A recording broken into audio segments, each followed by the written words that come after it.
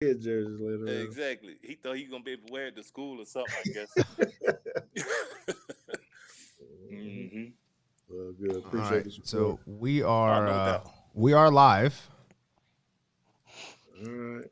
Just let us know when you're ready to go. Okay. Well, I'm still trying to pop out the chat, make sure everybody can participate who wants to participate. And unfortunately, you won't be able to hear the intro, but you'll be able to see it. So All right. here we go. We'll do it.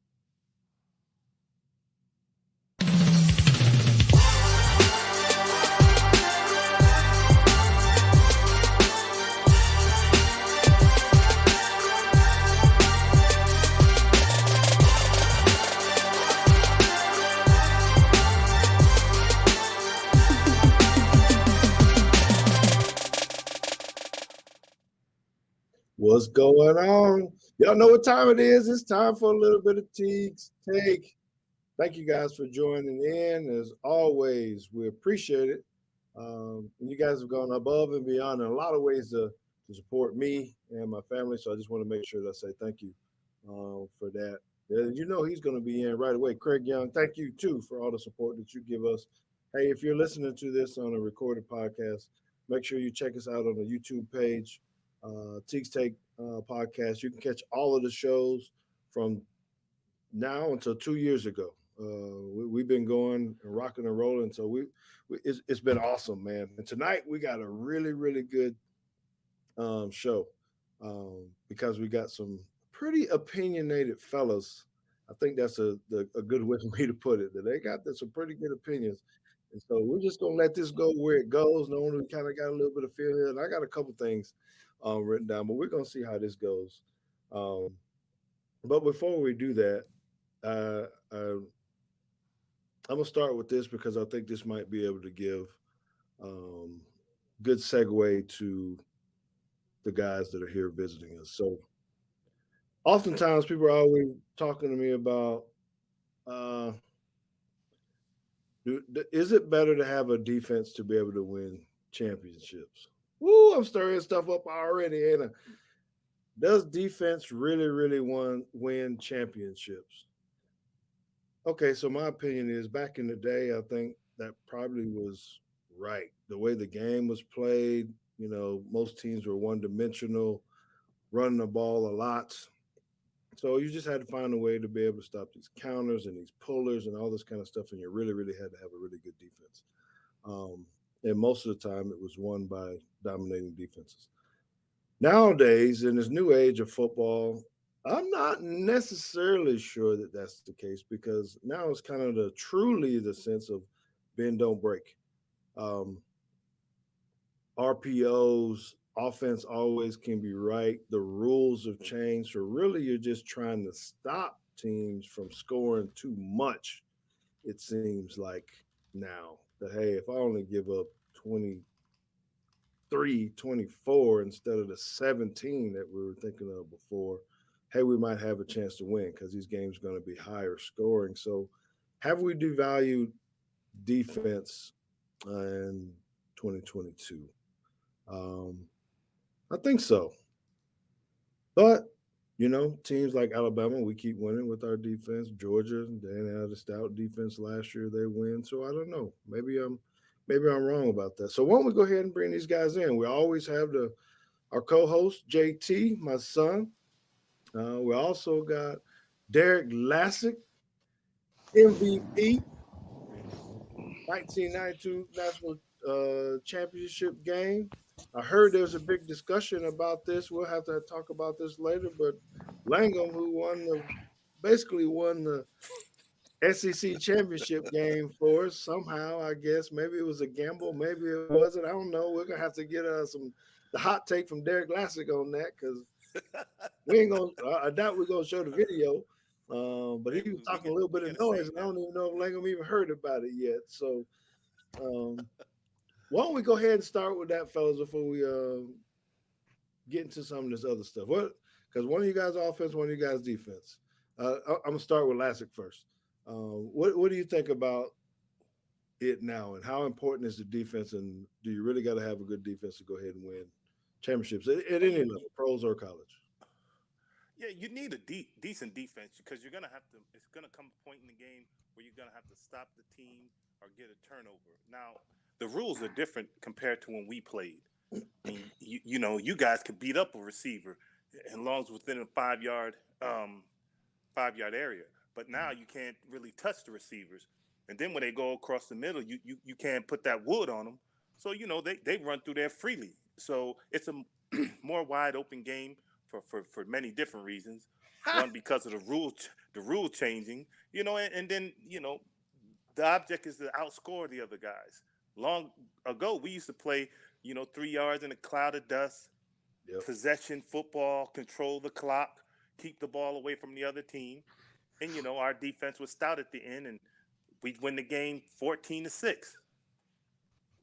Well, but you still need a good defense at the end of the day. I don't know if y'all saw that down there. Old teammate Brian Deal said, "What about special teams?" Deal pickle. Deal pickle, baby. And back in the day, somebody like David Palmer can turn a game around for us. Offensively, we struggle a little bit, or we didn't have many explosive plays, and he can create an explosive play on the special team. So Dill is right, but it was on the other side of the ball, the return team, not the punt team. Tio, how you feel about that? He said the offense struggled a little bit. Is that an accurate statement, or what are you thinking there? I'm not gonna comment on that. That'll take us 2 hours on this podcast if I comment on that. So hey. Well, we were hamstrung. You know what I'm saying? We could only do what the coaches allowed us to do. They were very conservative. So Coach Stallings, he run off tackle, run up. Jay was basically a first-year starter, our senior year. So we had to do what was best for our offense. I know we were kind of elementary in our approach, but you guys were so good that we knew if we could keep the ball and score a couple of points and keep the ball away from their defense, you guys are bringing home for us. That's true. I give you your credit now. That's fair. And I say y'all showed up in the mighty way in the national championship game. Man. But I don't want to have to play Louisiana Tech 7-6 before we finally win the game at the last minute, man. Come on, man. We got to play La Tech 7-6 the whole game, and then Deuce. We finally get Deuce back in the second half. He returned a punt to break it open. Come on, man. Well, we got La Tech. La Tech had 9 men in the box, and we still ran the ball. You know what I'm saying? That's what we were dealing with. I see audible, but at that point in Jay's career, he's not audible out of those plays. You know what I'm saying? So we were hamstrung, all right, Joe's a better than Joe's. We're going to get 3 or 4 yards, time of possession. You know what I'm saying? The boys came to play, though. Yeah, but you don't know how that feels on the other side of the ball, though, boss. Oh, I know how it feels. I know how it feels. I kind of got that feel in the Florida game. We just scored a yard. Don't let me get going now. Don't let me get going. It was about time. It was about time. I'm glad we was on time because y'all didn't have y'all best game that game. Well, y'all wasn't expecting us to play good every Saturday, right? Give us one. We're gonna have one game. Man, hey, like Teague said, you won the game for us at the end. But damn, in the beginning, you sure was losing it for us. What are you doing? In the beginning, I was just playing cover 2, what we were calling. What you want me to do? Look. Yeah, talk about being hamstrung. Boom. Yeah. 15 here. No, they had us safeties having a problem back there playing cover 2 all the time. They run that smash route. That shuffle. But that wasn't on us as players. We, for some reason, Coach Oliver didn't want to call anything but that. He didn't. I don't know what. Also, when y'all getting beat, it's not on the players, it's on the coaches. When I say La Tech, we were hamstrung because of the play calling. It's like, oh damn, David Palmer had to come in there and return. It goes both ways, man. Our coaches were very conservative. But at least we had a little freedom to go to Coach Oliver and say, look, that's not working or this is not working. So y'all mean to tell me y'all never had the freedom to go to y'all offensive coordinator, who was a Mal then? Y'all never had the freedom to go to Mal and say, 3 or 4. but y'all never had the freedom to go to Mal and say, Mal, this is not working. This is not working. This play has worked a couple of times. Let's try this out. Y'all didn't have the freedom to do that because we had the freedom to get on the headsets and tell Coach Oliver. Nah, this is how our offense worked. Mal Moore was trying to beat the play clock because he done got fired on the sideline 3 or 4 times for delay of games. So he was just calling plays so he could beat the play clock. No lie. Mal, if we get another delay of game, I'm firing your ASS. And you can ask Coach Stallings himself. He done fired Mal Moore 3 or 4 times on the sideline. So, hey, Mal would just call the first thing come to his mind. Toss 48, counter trade or something. I don't know. Well, I'm curious about this. Lassic, I'm curious about this. How many times did you, so like you said, counter trades, we did a lot of inside runs. How many times do you think you bounced that thing when you weren't supposed to? Just using your speed, just trying to get out the outside. Look at Langham. Man, a couple of times, because you playing in the SEC, you can't bounce that thing out there too much. I'd rather cut it back on the backside and catch them. You know what I'm saying, off guard.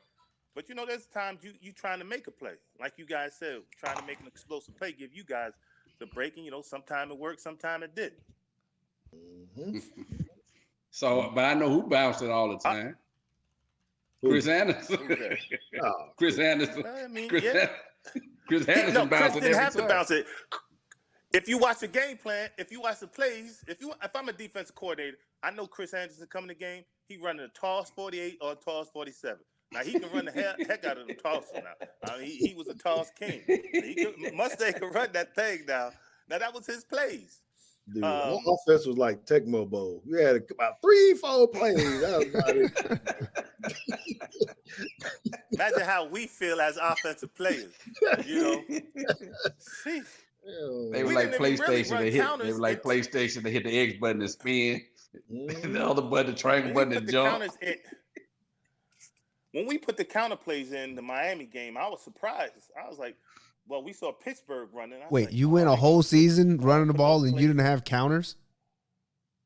No, we never really ran counter plays. It was off tackle. It was a blast, sweep.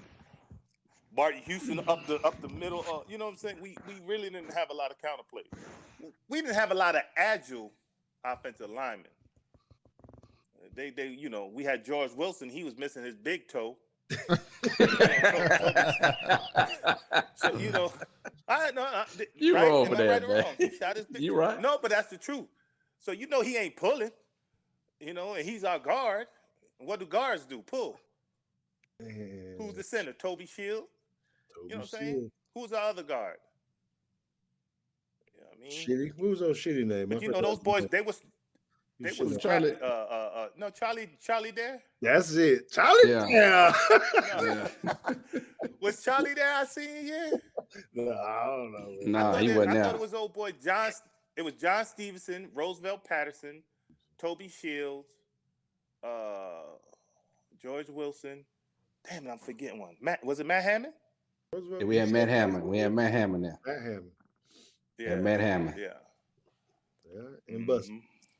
He might have been. And Busky. Boy, yeah. Cool bus, baby. Boy, he get them hands on you. It's a wrap. Okay. Well, I don't know. So JT, just back to the original question. What do you think about this whole offense-defense debate? Okay. So JT is a defensive coordinator now for our high school at JP2. Uh-huh. He's learning the importance. He ain't played in the first live game. They don't play till Friday. So we're going to see how he feels that Saturday morning, good or bad. But what are you thinking about this now in our new age football, young buck? Okay. Well, my philosophy has been unchanging throughout the different eras of football. So there's something that still stands true no matter what the rules are, is you can't win if you don't score. Which means if you can provide a way to keep people from getting in the end zone, you can't lose. Good luck. The second thing is you could field a defense. It is possible. It is possible to only field the defense and win a football game. It's not possible to only field an offense and win a football game. You see where I'm going with this? Because the defense can stop people from scoring and they can score. And their touchdowns are worth just as much as offensive touchdowns. And then when it comes to the pros, just as high-powered as the offenses are. Hi. Everybody can't see him. Hey, how you doing? Say thanks for the shirt jersey. Thank you for the shirt jersey. Yes, sir. I'm glad you like it. I'm glad you got it. And you'll go into it one day. Yeah. He's camera shy. He must get that from his mama. Excuse me. I'm sorry. Oh, you good? You're good. Definitely get it from his dad. So even in the NFL, when you get to the playoffs, all the talk is about the quarterbacks and the offense and how high-powered the offenses are.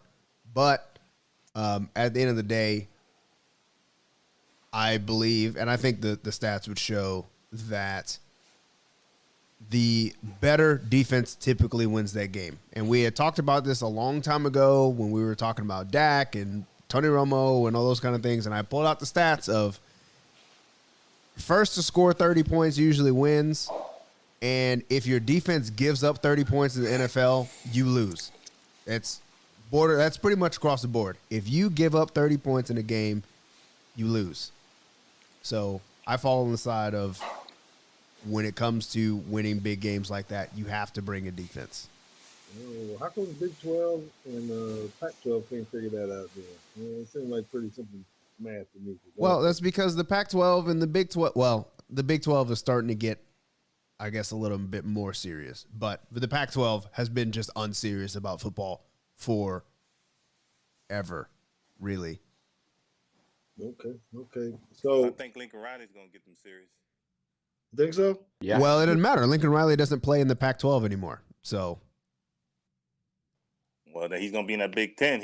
That's why I said he's going to have to get them serious. Yeah.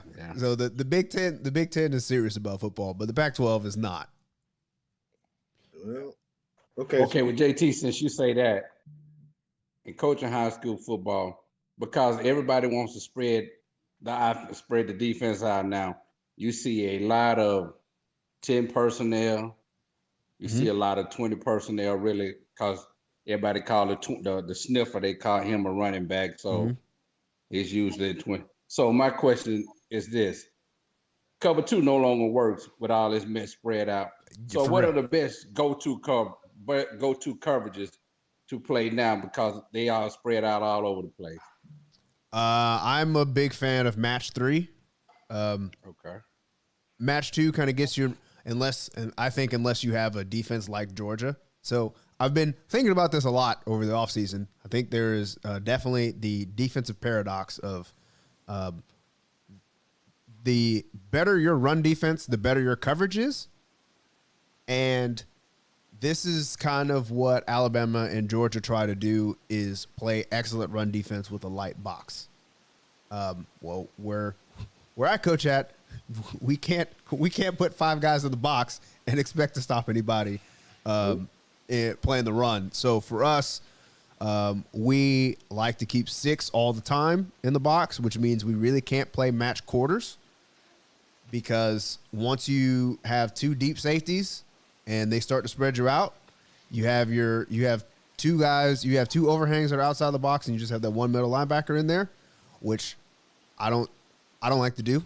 So right now my answer is match 3 is probably the best thing to run, if you can bring a safety down and help out in the box. He's still outside of the box, but help in the run game, but still be able to play some form of a cover 3. One of my favorite. You loading the box with 6. You loading the line.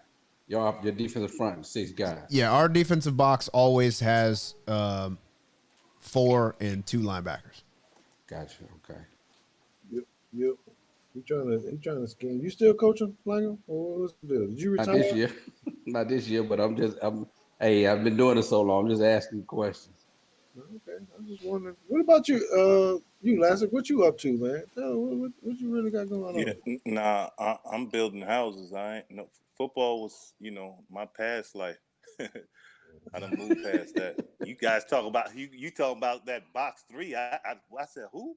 I know cover three, but other than that, when he said that box three, I was like, what's Match that? three. Match 3, man. Ain't no Match box. three, match three, match three. See what I'm saying? Box match. When he said 5 or 6 in a box, I'd love to run against that defense. Mm-hmm. Well, the game done changed. We had to keep 7 in the box back in the day. I mean, we played 4-3. It was true 4-3. There wasn't a whole lot of 3, yeah. spread until you got to, teams like Miami or Florida. Florida, yeah, when the Spurs started bringing all that And stuff. Coach Oliver, he loved that 3-4. So we always had Big G and Nunley, then we always had Copeland Kerr, and then we always had Stick, Lemansky, D.O., and Mike Rogers. So, but it depends on the formation. He would walk either London or Lemansky down on the line of scrimmage. So, Man, we had some ugly linebackers. Rush in. God, bad looking, man. When you said ugly, what do you mean? Not appealing to the eye. Them dudes, man, come on, man. So let me ask you this, Lassic. Think about all the face masks that we used to wear back then. Who had the ugliest damn face mask on our team? On our team? I think at any point in time while we were there, I think Langham was simple. He had the one regular old pro set. Yeah. that's all I wanted. Had the birdie cage. I think the whole it must have been. I think Curry had that. Curry had an ugly face mask. Yeah, it just he had that. It ain't fit. Yeah. Scoop came way down. Was that a Gould thing that all y'all? Because Clyde Gould wore that old face mask too, didn't he? All your people that Langham, didn't all y'all wear that little regular old pro? Yeah, the quarterback looking face. No, Karen Chris wore the full face mask with the little bar to come down over there like EC wore. Oh, yeah. Forgot about that. That's like the old John Mangum mask. Yeah, there you go. Yeah, they Chris and Kira wore that. Then Pierre came in with a little bit more different. Mask. Yeah. Similar like what Lassic had. Mask, kind of like I can't imagine any skill position having that little line right in front of their face. I know it. Yeah, that's. And I couldn't stand the face man with the little bars right here on the side. I couldn't stand it. Really? I didn't like those face man. I like the whole thing be open. The ED mask. Yeah. Yeah, he didn't have a whole lot of. I don't know how much swag you had, Langham. He was a good player. I really know. I'm trying to think about your style that you had. You kind of. Yeah, Langham. He had the towel. He had his. I don't ever think he got spatted. You never spatted, did you, Langham? No, I didn't like spat. I didn't like spat. Yeah. But one thing I didn't do that I can't stand now is to watch defensive backs with back flaps. Why? If you get hit, what the hell? Why are you wearing back flaps? Because if they run by you, all I'm seeing is a back flap flopping in the air and you trying to chase somebody down. So what you got it on for? There's no reason for you to be getting hit in the back. So why do you have back flaps on, man? That's true. Maybe when Derrick Henry hit you with one of them stiff arms and you fall on your back, you need that for some cushion. Oh well, hey. No, that's what they got helmets for, because he dribble people's heads. He put your head in the turf. Stiff arm is nasty, bro. There you go. Yeah. Yes, sir. Good Lord. So he did old boy from Go ahead. I don't know who he stiff arm like that. Who was that? He did it so the one that made Josh Norman. Yeah, it was Josh Norman. Josh Norman was one. That was Josh Norman. Okay, so he got a couple now. Where'd you get your your end zone celebration from? I was a big Sanford and Son fan, man. Sanford and Son. So I saw Red Fox. I said, man, that'll be sweet doing that in the end zone. So that's where I got it from Red Fox. Then my mama told me, "Don't you know Red Fox died of a heart attack?"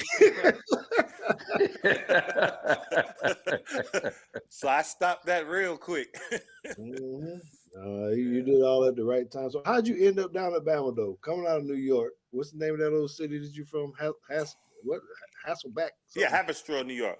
Haverstraw. Haverstraw, like have a straw. The high school is actually in Fields, New York. But my dad is from Montgomery, Alabama. And then they started recruiting me. So, I went down. This is how the story goes. I went down there. Coach Curry said, "Hey, we ain't got many spots now. We want you to sign with us." I said, "All right, let me think about it." My dad looked at me and said, "Boy, what's there to think about? You signing to Alabama." So I said, "What?" So we had to go outside to have a conference. I said, "My high school coach told me not to commit on my trip." He said, "Is your high school coach your daddy? Now get your butt back in and tell him we signed it." And that's what happened. True story. I don't have any regrets. I loved it, man. Yeah, me too. I would think the way all of our careers went that we should be pretty happy with the way things went. Which you almost ended my career, though. You almost ended my career, Teague. Oh, let's hear this. I got to talk about that. For what? Yeah, when I came home with you, and y'all had that chilling fest, and you had me chilling.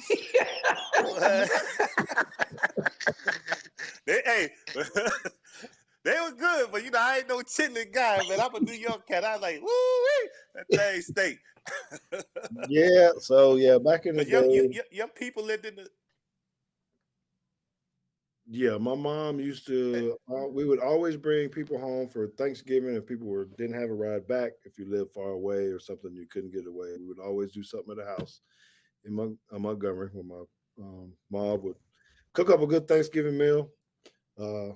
So that was always a fun time to do that. It was a great bonding deal. I wonder if guys still do stuff like that now, or is everybody kind of on their own? And she'd always cook pork chop sandwiches. I don't know if any of the offensive players got any of that. I think she kind of did it for defense most of the time.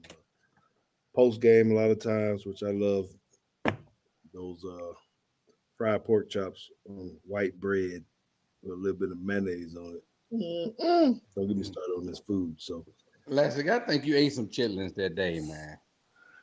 Yeah, I did. I ain't gonna lie to you. I had. All right, there, don't quit acting like you didn't eat them that day, now. And that's why I said he almost ended my career, because I was like, "Oh, this ain't for me, Jack." Ooh.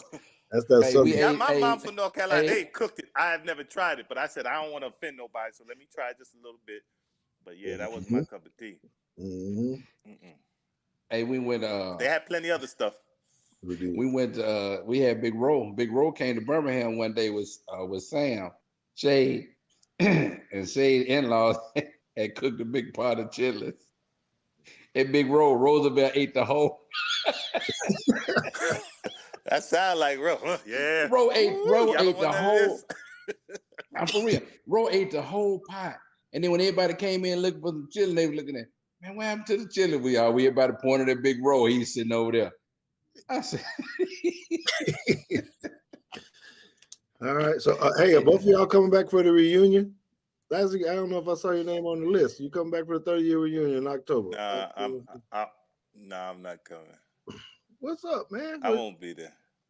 Okay. All right. I mean, I just don't do those things too tough. You know what I mean? It's y'all have fun. Y'all remember me. Y'all be there in spirit. Man, that's 30 years, man. Why you can't come to the reunion, man? Why? For real, man. All jokes aside now, man. We about to have a powwow about this. Why not, man? Hey, listen. If I can get Deuce to come, you can come, man. Hold on. I'm gonna just say this to you. Remember in Arizona at the bar? No, I don't remember. I don't know what you're talking about. I do. You weren't there. No, you weren't there. I do. Yeah, I do. So I do. For me, I observe the Sabbath, so I really don't do stuff on the Sabbath anymore. So I try, yeah. All right. So that's one of the reasons. Yeah. He trying to make you feel bad. You see how he throw religion on you know. So hey, Teague, that glue, that he's the prodigal son now.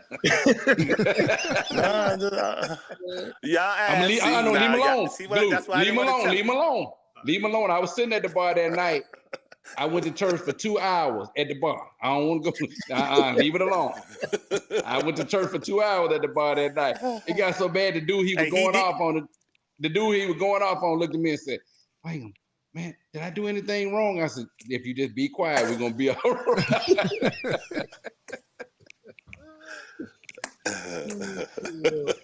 So, hey, we had a good church service at the bar, baby. Hey, you need it. When's the last time you've been to church? I go to church every Sunday, brother. Up and to the left. They say that in criminal justice. When you look up and to the left, that means you get ready to lie. I go to church all the time, man. So he go to churches every Sunday. Okay. Yeah. I bless them wings and them hot peppers and keep rolling, baby. Hey, like there's not a week I don't go out somewhere where somebody's asked me, man, you know Antonio Langham? I'm like, how do you know everybody? I'm like, yeah, I was hanging out with him in Birmingham. Boo, boo, boo. You go to a cigar bar or something? I know I've met 2 or 3 people that said they've hung out with you at a cigar bar or something like that. There's a majority of the guys around here, man, that former NFL players and all that's around here. They all hang out at the cigar bar, man. A lot of times they'll call me, ask me to come by the cigar bar. I do not smoke cigars.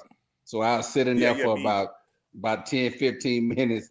And then my lungs can't take it. Now I got to go outside and get a little fresh air and I'll come back in. So they all be like, "Man, we got to get you on cigars." And I'm like, "Man, we're going to start you off with something real mild." And I'm like, "No." They be like, "And what's the problem? Why you never tried cigars?" I said, "I tried a cigar one time in my life. I was with DT, Tennessee? Derrick Thomas. I was with DT, Derrick Thomas, and he was in town, and he had cigars, man. Nobody gave me instructions on cigars. You inhale. He just gave me, and I tried to smoke that cigar, man, and I got so sick. DT went in and bought me $20 worth of a penny can and a half. He said, "Here you go, young fella.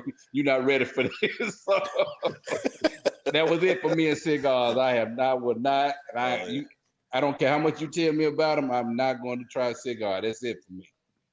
Yeah, they will mess you up if you don't know what you're doing. All right, T, go ahead. I'm sorry I'm taking you off your schedule. Nah, you good. Like I said, we ain't got no schedule because now I got to get into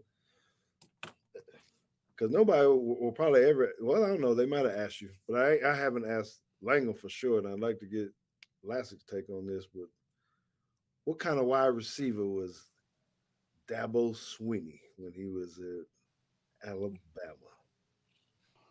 Well, every time I talked to Dabo, I always told Dabo what we did to him in practice, prepared him for what he was doing now.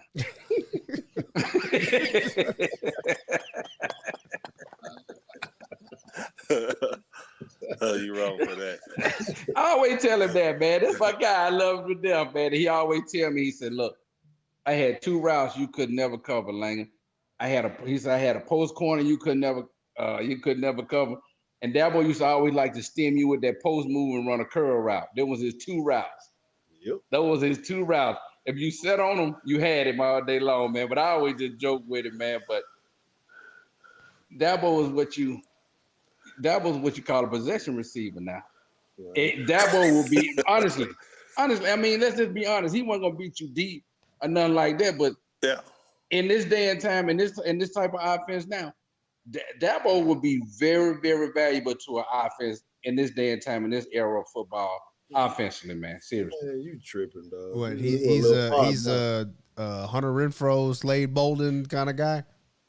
Yeah, you ain't gonna put him outside, Glue. You're gonna put him in the slot, and he gonna be able to work in that slot a little bit. For real, now, come on, Glue. When you're up by 40, 40 points. Lord. Oh, see that? Now you just got through talking. Now you just got through talking about me. I'm telling the truth. Now you just trying to get buddy. I'm telling the truth. He's been 5th, 6th string somewhere. But when he got in the game, he would have been a possession receiver. You wouldn't have sent him deep. That's what I just said. Yeah, but he ain't gonna be in the game until it's over. Nah, he trying to say he gonna run a bubble route. I think that's what you hear him say when he just whip it out there. Yeah, screen pass receiver. That's what Craig Young said. Just throw bubble routes back there. I don't know. It didn't matter when Dabo. I just wanted to press Dabo because I knew I could get him. He wasn't gonna get off the line. But Langham jam. Yeah, Langham was always nice. Langham want to play off, and work on the footwork, do stuff like that. Nah, I want one-on-one. I don't want to get up. You just want to beat them up every day. You just want to fight every day at practice. That's how you want to get up there and choke them and then just fight. Next thing you know, they said, man, you hear Cope and Kerr down there. Who down there fighting? I said, just take one gear. Man, glue down there fighting. Hey, glue. Yeah. You know who said you ain't want none of? CB. CB said glue didn't want none of me. Man, I ain't CB always say that. That's because Curtis Brown's mouth was bad. Don't say that. I don't know what he had on his mouthpiece. I ain't in it. I quit. I ain't in there, Hey. I ain't in it. Hey, that's low. That's low. That's low. You threw that softball People in the out audience, there. I don't You realize know, what you he said. threw that softball out there. That's what they invented. So glue. You said he melted so glue. So he put it in mouthpiece. Gives him What you said? So glue. That's the reason why he was He always. melt your face He always fast? walk around to me. Yeah. That's why he was always. Hey, he does that to this day, Langham. Hey, he'll be talking to you. He be like, hey man, like, chill, man. Let me tell you, man. Man, I'm telling you, man. I was like, either he really got something caught in his throat, or he got acid reflux bad. That's when you know you need to get your tongue scraped, man. That's what I got. See that? That's on you. I ain't got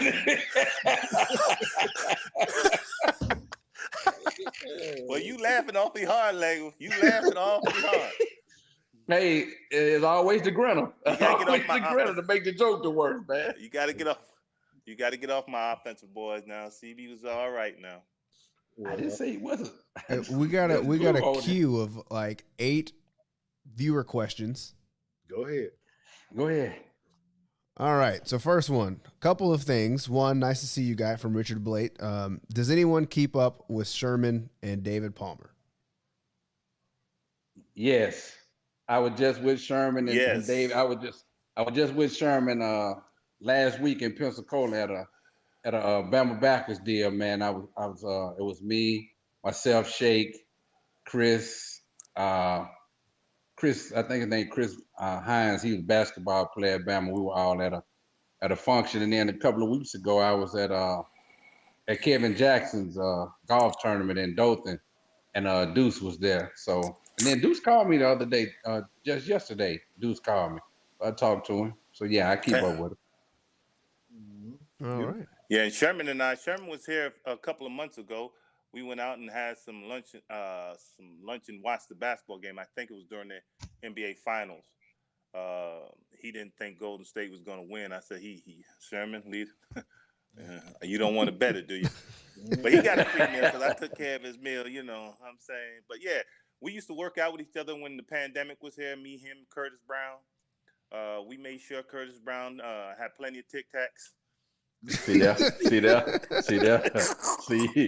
mean? JT, you see what I mean? JT, you see what I mean? When it's all said and done, it'll be all on Langham, man. Langham was cracking on you so hard. I take credit for that one because y'all go to Sam's to get them Tic Tacs for him.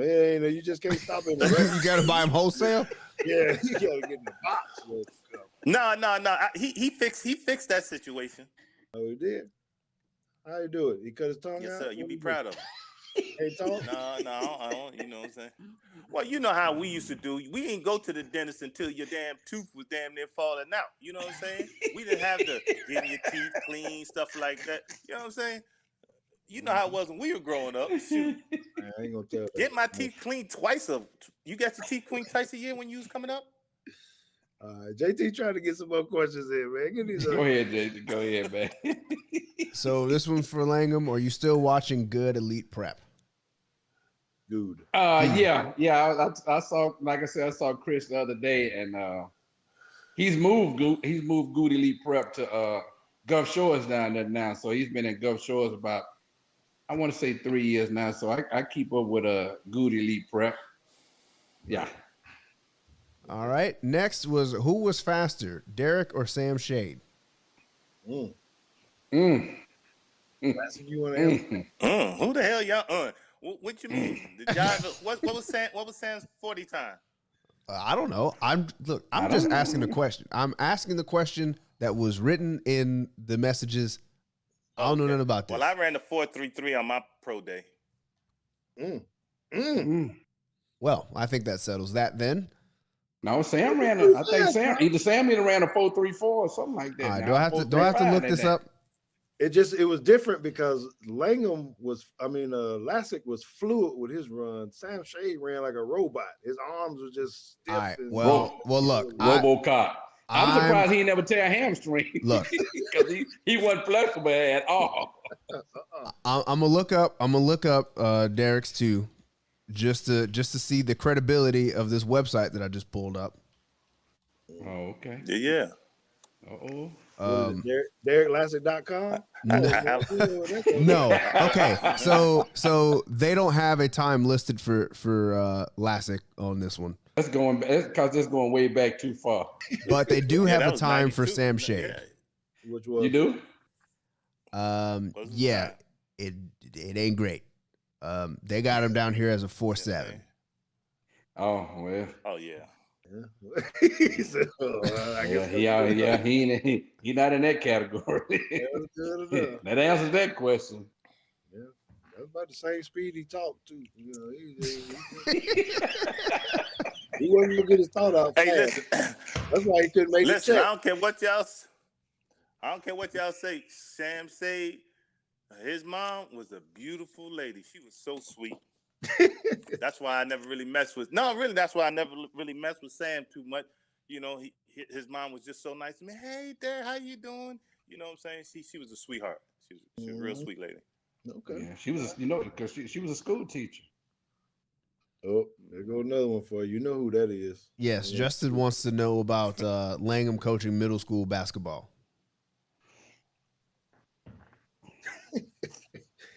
Let me explain this basketball situation to everybody so we get this out of the way. All right. I was at Sylacauga High School. I was coaching at Sylacauga, was I. And the ninth grade basketball team, they were getting ready to start the season. And Granison Wagstaff, that played at Alabama after us, Wagstaff was the coach. And for some reason, during football season, Wag would rub all the little young kids the wrong way. None of them really liked Wag. So there was not going to be a ninth grade basketball team if they had to play for WAG. All the kids were saying it. So I said, okay, I'll help WAG coach the ninth grade basketball team. Then when the kids heard I was going to help coach the ninth grade basketball team, they came out. Now, what kind of basketball coach was I? Not a good coach at all.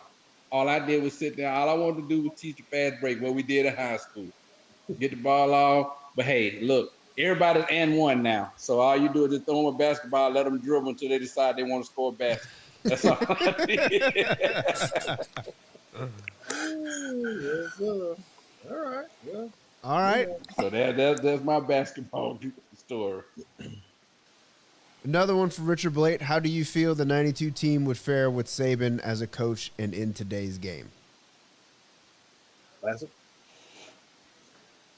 And I love him. I love Coach Saban as a coach because he's going to get the best out of you. You know, the players that play for him love him, kind of like we did Coach Stalling. You know, he's tough, but he's fair.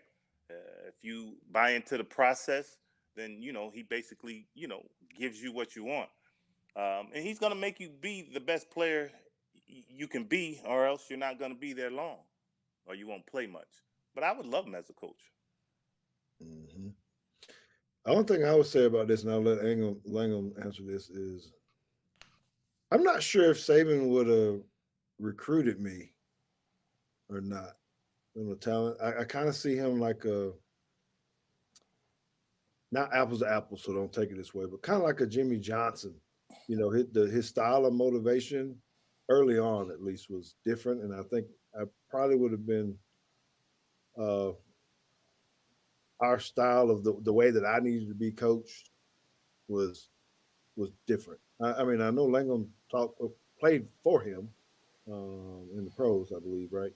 Right. So I don't know. That's why me and Jimmy didn't really click. This I just felt like there was so much mental pressure, and if you were already mentally, I didn't need all the psychological pieces, I guess, to be ready. I just needed to be coached, give me the tools, the information, and I could go execute it. Where some coaches, I feel like, try to pin you a little bit, and sometimes I feel like, you know, coach finds those guys that need that little extra boost. What you think, Lane? Well, the biggest problem you were gonna have with Nick is the fact that he's a defensive backs coach. So you were gonna have to deal with him every single day. When I had him in Cleveland, my rookie season, I had a defensive back coach. I had Jim Bates. He was a DB coach, and I'm telling you, every single day, Nick would tell Jim to take the safeties down on the other end of the field, and Nick would have us every single day. I promise you, I came out to practice one day and I said, "Aren't you the defensive coordinator? Then why aren't you just standing over on the sideline? Jim Bates is our position coach. Why are you always with us every day? Let me get my coach for a day or two." And he went off, and I walked off laughing. And after that, for 3 weeks straight, he gave me hell for 3 weeks straight just because I made the comment. But it was fun, man. He honestly, you're his type of player, George. He would have recruited you. I'm telling you, he would have recruited you, but you would have been gotten tired of him because every day it would have been the same thing in your ear, and then in the meeting rooms it was just so animated, and sometimes you'd be looking at him like, man, they don't take all the extra stuff just to tell me what I'm doing right and doing wrong, Okay, what about Coach Oliver? Dear, how you compare them to each other as a position coach or a defensive coordinator? There, Well, with Coach Oliver, Coach Oliver was a little different. You see, Coach Oliver was a little different. On Saturdays, Coach Oliver kind of let you play now. Coach Oliver rode you all during the week. Coach, And then on Saturdays, he kind of let you play. He didn't say a whole lot. Maybe it was just me. He didn't say a whole lot to on Saturdays. He didn't say a whole lot to you except on that rundown in Miami game. He said, got me on the headset and said, "You tell George Teague," I said, "if a play like that happens again, he'll never play for me again." I said, "Well, Coach, this is it anyway." Hey, after this game is over with anyway for you and George. So, but I mean, it's really hard to compare the two because they're both coaching in different eras. When he was coaching during our time, it was we just seen a lot of 21 personnel, which is regular personnel, 11 personnel. Now they're all over the place. So it was loaded up, stop the run, go 11 personnel, figure it out. Lassic wasn't Langham a coach's pet? Then he always had, wasn't he just like the coach's pet? You know. Yeah, Lane could do no wrong, brother. Oliver loved him. Now, come on, now. I thought you was gonna give us a whole little daggone biography on how great Coach Oliver was. But I did notice he let y'all play on Saturdays. He'd be over there. Hey, you got to stick and click. That's all I remember hearing him say. Stick and click. Yeah, right. I'm still saying saying stick and click. I'm saying it to the grandbaby right now. They don't even know what it is. Stick and click. Hey, Glue. Yeah. My favorite practice story ever. We in practice, and for some reason, man, Charlie Garner could not get it for nothing in the world, man. How the fool could not get it. And that day, man, Coach Oliver ran up there to him. He grabbed him by the jersey. He was trying to drag him in place, in position, and he fell. And he was on the ground crawling, trying to. Who was that? He said, huh? Coach Oliver and Charlie Garner. Who? Charlie Garner, yeah. Oh. Yeah, man. He was, I said, God.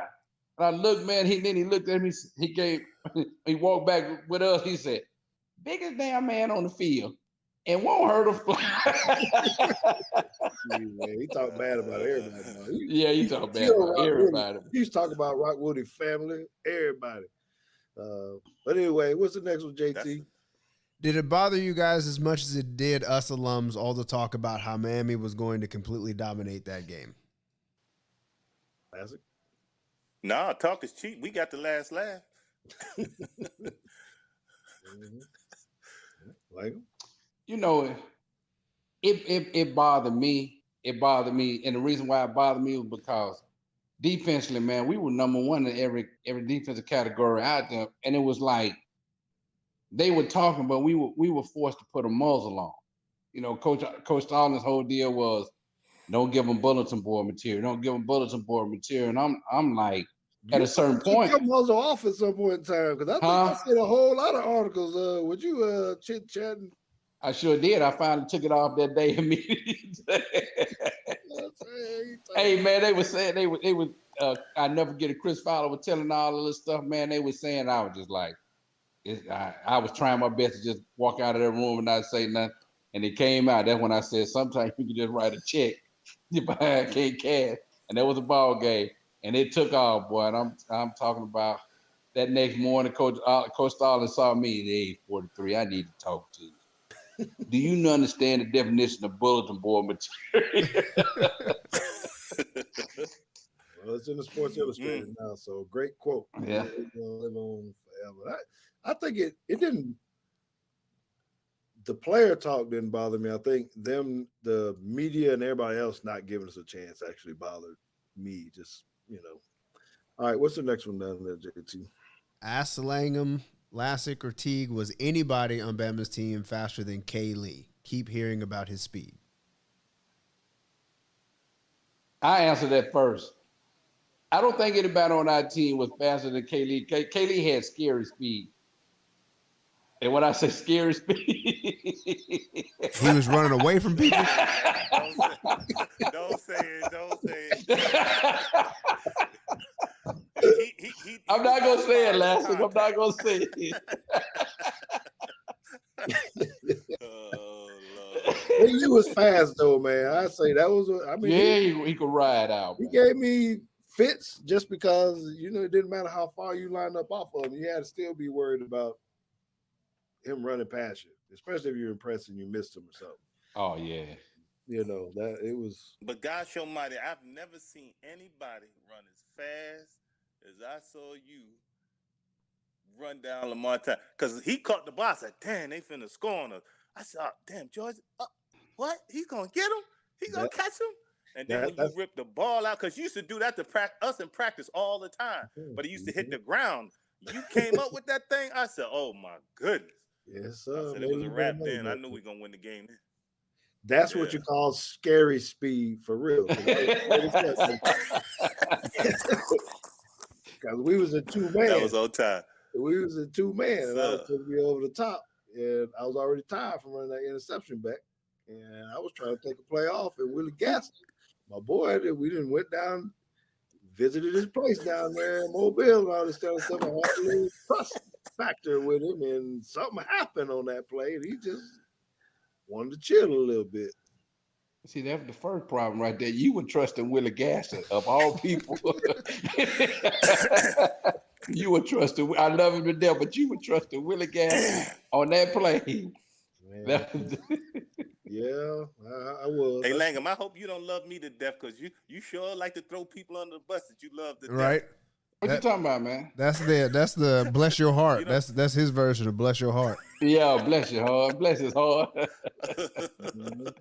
He used those cold words when he said he's a little different. That's like saying the baby's a little healthy. You call him ugly or something. You don't know what to say. Oh, the baby's so healthy. Come on, man. Anyway, what's that next one down there? This is from John O, who told us how to say his last name last week, and can't remember. So, but it says, ask Langham and Lassic if they can settle a debate Teague and Sherman Williams had the night before the Bama-Cincinnati playoff game, Bama O versus Bama D in 1992. I think we covered this at the beginning of the show with Lassic saying that the Bama O was hamstrung. And Lassic and Pop saying that y'all was struggling, to put it mildly. Yeah, it would have been 14-3. The defense would have won. Now you figure that out. I ain't gonna lie to you. It would have been 14-3. They would have won. Yeah, Sherman wasn't giving our props. We had a debate at one of the Alabama function here. So someone asked that earlier. Do I get to see Sherman? I haven't talked to Deuce. I hadn't really been around Deuce, but I do talk to Sherman. He's out here in Texas a bunch, and we were at a function together, and that was posed, to us, and he was just ranting and raving about how in our matchup, our 92 offense would have ran through our 92 defense. I said, I don't know, man. Hold on. Well, All we had to do was load the box. Yeah, there it is. Strength against strength. You know what I'm saying? I'm speaking. We like wouldn't have to worry about intelligent pad person. defense too much. So Lassic. So which one, since you were on the other side, who, if you had to fear one, or I don't know the best way to put this, but the difference between Eric Curry and John Copeland, when you were sitting on the other side, man, which way did you want to go? Curry's a finesse player. Copeland was a physical player. John Copeland knock you dingling in the dirt. Curry gonna get you with speed. He's long. Hell, the first time I saw Curry, I like, man, what you doing on this side of the dorm? The basketball players over there. Why? I was Georgia player of the year, boy. It was so fun. He was so skinny. He was like 6'6", 185 pounds. I ain't making this up. I was like, man, what you doing on the football side of the dorm? Boy, I was Georgia defensive player of the year. What you doing, my boy, from college fields? Because he was a prop 48, so he didn't come in when we came in on the football and practice early and stuff because he couldn't practice with us. So I see him. I'm like, man, what's this basketball player doing on that side of the hall? They had the Curry's most definitely a finesse player. Yeah, they had the junkiest room. They put him and Copeland in the same room together. And first of all, they turned the air conditioner down to like 20 degrees. I don't know what their deal was in there. It's just bad. How many times? Let me change this up real fast, and JT can get another question. How many times Derek Oden hit y'all with some damn bottle rockets or something in the shower? I got a story for you. Hey, listen. Dio. I don't know who got who first. I think Craig Harris and what's Craig Harris' roommate? Brad Rockwell. Yeah, they were roommates, right? So they got a garbage can, and they like, hey man, pee in this garbage can. I was like, what, pee in the garbage? I ain't peeing on no garbage can. So they peed in the garbage can, and they leaned it up against Dio's door, his dorm room door. So when he opened the door, the urine went all in his room. He's like, oh, you mother, who got me? So I said, shoot, it wasn't me, because, you know what I mean? I know Dio, he ain't going to stop playing. He going to keep getting you, right? Never. So he had one of the janitors let him in Craig Harris and Brad Rockwell's room. He went in the heater, and he defecated in a cup and put it in that heater. And you would go in that room, and they like, oh my God, what is that smell? So I said, I know I ain't messing with him. You know what I mean? Dio was a fool. Dio played too much, man. Those some of them dorm stories.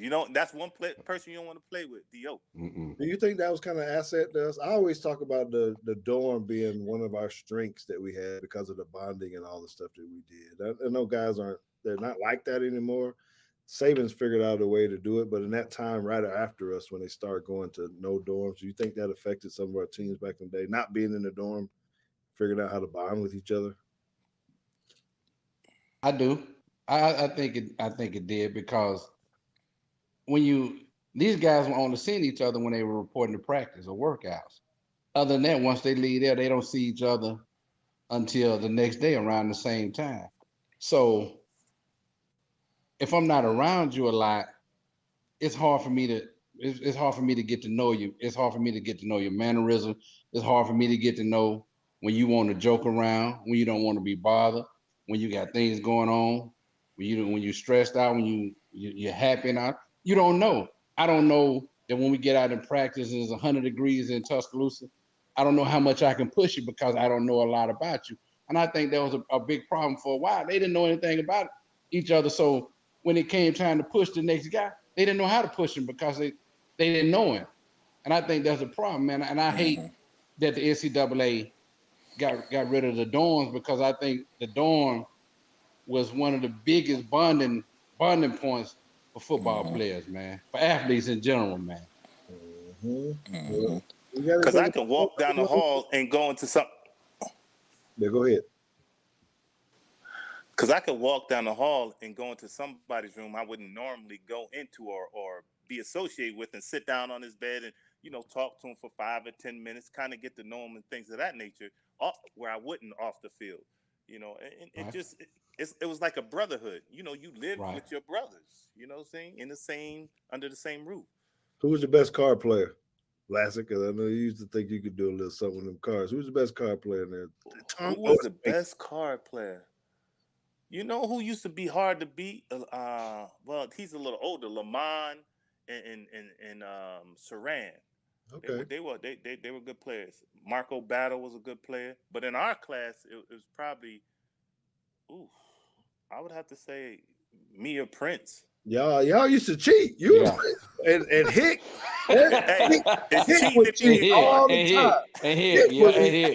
Y'all started all that cross dealing shit. I know he was stacking cards, all this stuff. You couldn't catch it, but you knew he was doing it. No. You talking about Spade? I'm talking about Tunk. Now we used to pay for that money. Yeah, man. I'm just saying, all y'all was up to something up there. I don't know now. The best Spade player probably was Deuce now. The big cheaters were Big June and Irvin Spikes. Now, Irvin taught me a trick. I ain't lying. Irvin taught me a trick I use to this day. You gonna reveal it or what is it? You ain't gonna?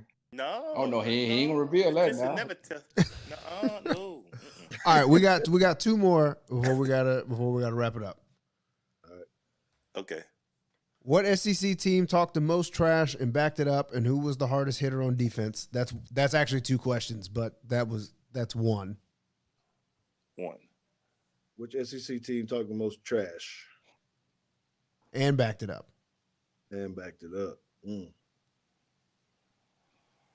Oh, no, that's hard to shoot. I'm going to go with probably you guys. We ain't had nobody talk. Ain't nobody talk trash, though. The Bama. Yeah.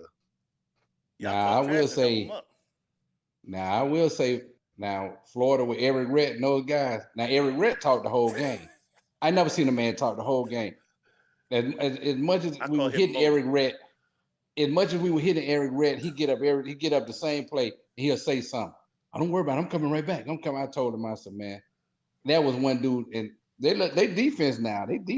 Florida defense talked a little bit now. I say Florida now. I think I can concur with that.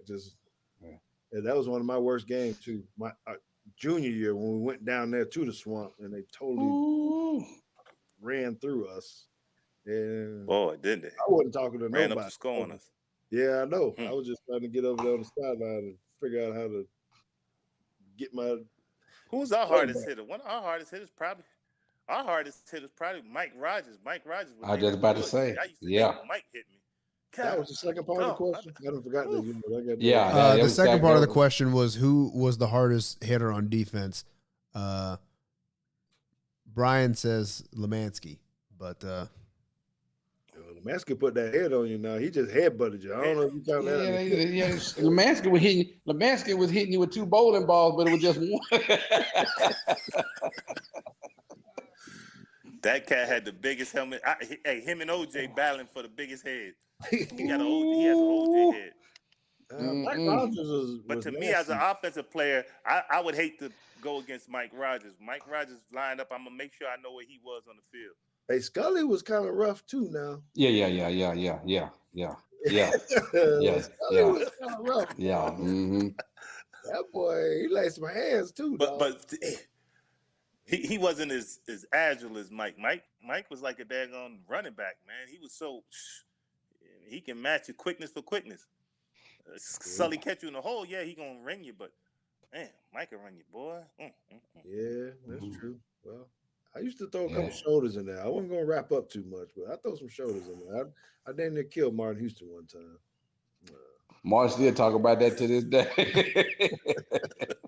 Martin says, man, he says, I don't know what happened, man. All I know is I woke up in the locker room, man. Hey,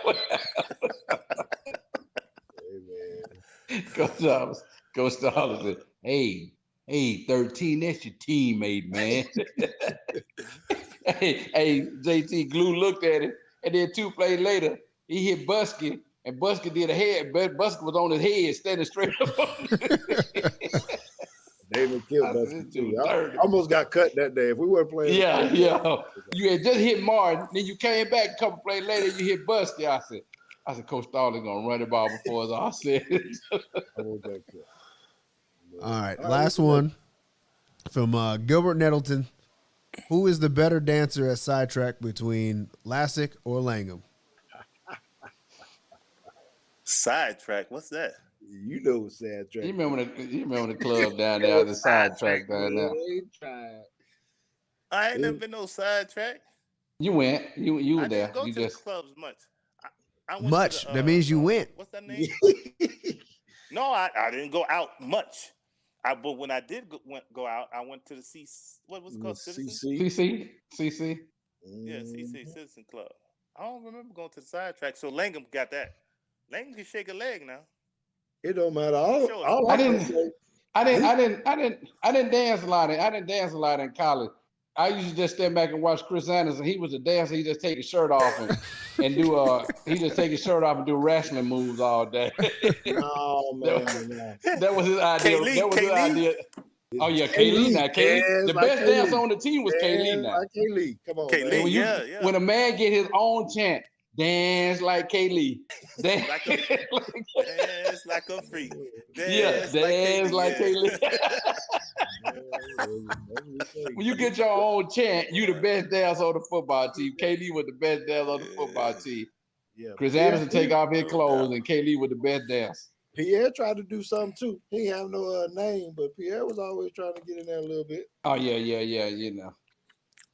And you know no better. Pierre You was smooth. He was suave. If you know no better, you can't. He was just. Go ahead. And you know no better. You would have thought Kaylee and Pierre and then with Magic Mike before the movie came out. They kind of favor each other too. They were slender. They were cut up. They were fast. Yeah. They both played receiver. They both ran track. They both couldn't catch. I mean, no. Hey man, I'm gonna tell y'all this story. I'm gonna tell you this real quick. So I'm still in high school. P come to me, P said, "Yeah, little bro, man, I'm about to go to Bama, man. I'm gonna switch to wide receiver. Man, I'm about to take Bama over." I never forget it. I was young. I looked at P. I said, "Man, look, the closest you've ever come to catching a pass was them throwing you a toss sweep. That's it, man. How you think you better go to Bama and be a wide receiver? From the 9th grade when you started varsity football, you have never had to catch a pass. How you think you're gonna go to Bama?" I said, "Man, if you're gonna go to Bama, just go be a running back, man." No, bro, I'm gonna turn it out of wide receiver. I think the ball was hitting him in the face, man, more than it was a hand. Hey man, they got any more questions there, Chief? Yeah. Just statements that apparently Lassic has a great James Brown impersonation. So there's a lot of requests. There's a lot of requests in here. Oh no. When you do James Brown I did the impression? James Brown dance. I was doing the James Brown dance at my mother's 70th birthday. And then for some reason, I thought I could do a split. Oh, Jesus. You know what I mean? And then I did the split, and I got stuck when I tore my hamstring clean up. I couldn't get up. Everybody thought I was playing. I was like, "Nah, help me up." My hamstring was black and blue. I had to put ice on it. It was sore for like 4 days, man. I know that had to be one of my family members because they're the only one that was there. I was getting it now. He tore a hamstring doing a James Brown split. Yeah, tore it up, Langham. Boy, I didn't know what I was thinking. I had a couple of drinks in me, I think. You must have. There it is right there. There it is right there. Yeah, that's what he getting loose. Yeah, well, I drink a little wine. Well, look, man. I could talk these stories all day. Maybe we'll have to do it again and just cut up a little bit because there's a whole lot of things I didn't get to talk to y'all about because I wanted to know, about all this NIL. And we ain't gonna talk about it. I'm just tell you what the next one's gonna be about. The difference in the NIL, how it would have been if we would have had it. Those kind of things. Is it getting out of hand with players actually making more than the coaches? Coaches. Now, NFL, we didn't really get to hit any of that kind of stuff. Right. You know, our players make bad decisions up there too, and different things, and just the game is changing up there too. So maybe we'll have a special edition if we can convince y'all to come on one day. Maybe we can record one and hit some. Hey, baby, I'm all in. We can go back and we can hit that. Well, you know, I'm just. Oh yeah. Yeah, I appreciate it. Well, let me leave y'all with this before I close it out. So, Lassic, what did I just send your son? What did you just get? He got a jersey signed Teague, Just stop right defender there. of the star. Just stop right there for a second. You heard what he got, Langham? Something I've been asking you for like 30 years. He asked me one time. He didn't even ask me, really. I just He threw that in. Send it down there to him. I'm trying to lead by example, man. When I'm gonna get a jersey. You want a Bama jersey? Which one you got in the closet? Anything. Huh? Yeah, I just need one. I got a Bama jersey. You send me your address tonight, and it will be in the mail tomorrow. I'm gonna roast your butt too. When we get back on the next podcast. Hey, listen. I'm for real. I take the over under. You don't get the shirt this week. Tomorrow is Thursday. Now you want me to overnight it? I do that. Yeah. No, I'm just taking the over under. Okay. I mean, he knows. knows. Cleveland jersey. He don't want no Bama jersey. No. You want a Cleveland jersey, man. So I do have. Guess what I did though? You be proud. I'm gonna bring him to the reunion. I bought some of your. I'll get Larry say this about Lassic here in a minute, but I bought some of your player cards, Cleveland Browns player cards. I'm gonna get you to sign those for me when we get down there. I don't know, maybe have a little itch about getting some of your cards, but I saw them and I'm like, I'm gonna get one of those. But I need to say thank you to Derrick Lassic. JT, we need to say thank you to Derrick Lassic because of him supporting our scholarship fund. People know thank you for about your patronage. Yeah. He supported us by purchasing a set of my rookie cards. Had an 8x10 in there, and it had one of the a unique, and there's only 31 of them coins. JT, I tell you, because my teammate called. Guess who ended up with number one? Must have been Lassic. Derrick Lassic got the number one deal. He sweet talked me a little bit, and so he hit me hard. He tried to put me in a group chat. Hey, I gotta have that number one. You know, I can't tell him no in the group chat. You know what I'm saying? Yeah. He did. He set you up with that one. Now, yeah, he did. He set you up with that one. I wanted to be the team. Listen, I wanted to be the offensive player. That's my way of thanking you for the great job you guys did defensively. I want to be the first one to buy one. You know, I didn't want Langham to beat me to it. You know what I'm saying? I mean, I'm saying. I know y'all carried us. Your back hurt. You know what I mean? Y'all carried us most of the year, but, you know, we did a little something. Yeah. You showed up when it counted. I'm glad. Y'all definitely did for real. That was a hell of a game. What I'm going to talk about, I mean, that is one I'll definitely never forget. Shoot. And y'all tore up that locker room in there. I couldn't even stand in there with y'all in the locker room after the game. It was hot in the mug up in there. And 30 years ago. Wow. Kind of crazy, 30, man. And we getting old. Mm-hmm. I can't believe I'm 52. But we can. Hey, listen. We better take this off there, man, because we can do this all day. I just turned 50, man, in end of July. Hey, yeah. So I thought you were 52.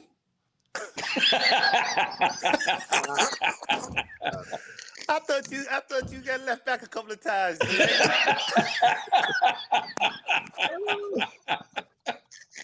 I knew it was coming, Glue. He couldn't get off now. Nope. He couldn't get off without going there, man. I knew it now. I knew it was coming. I was just waiting on it. Well, I was waiting on it, Glue. We'll let him have the last word. 20 years old.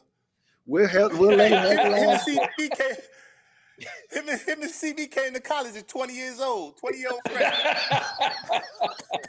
Him and Willis Bell. Hey, we can't be like Willis Bell, but yeah. Hey, man, I'm from Guam. Yeah. Hey, big man. Big man.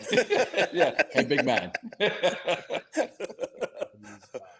All right. Well, Lassic got the last word right there, so we're gonna call it a night, man. We do appreciate all the patronage, and just listen to Teague Take every week. We're gonna be back again next Wednesday for a live show.